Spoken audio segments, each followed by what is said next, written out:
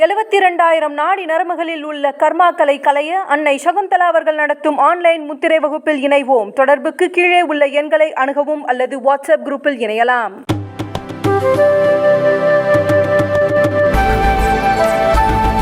சென்னை அண்ணா அறிவாலயத்தில் நடைபெற்ற திமுக எம்பிக்கள் கூட்டத்தில் நீட் தேர்வுக்கு முற்றுப்புள்ளி வைக்கப்பட வேண்டும் என்பது உட்பட 5 தீர்மானங்கள் நிறைவேற்றப்பட்டது.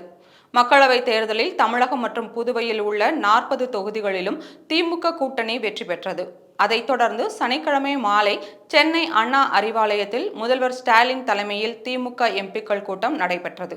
அதில் திமுக பொதுச் செயலாளர் துரைமுருகன், துணை பொதுச் செயலாளர் பொன்முடி மற்றும் ராசா, தயாநிதி மாறன், கனிமொழி உட்பட அந்த தேர்தலில் வெற்றி பெற்ற 21 திமுக எம்பிக்கள் பங்கேற்றனர்.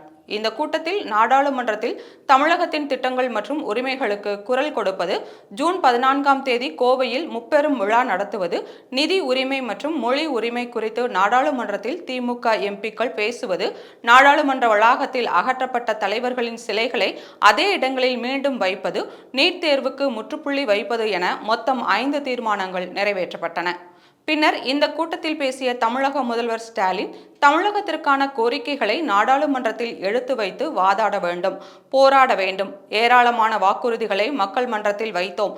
அவை அனைத்தையும் நாடாளுமன்றத்தில் எடுத்து வைத்து அதை செயல்பட வைக்க வேண்டும் என்று திமுக எம்பிக்களுக்கு வலியுறுத்தியுள்ளார்.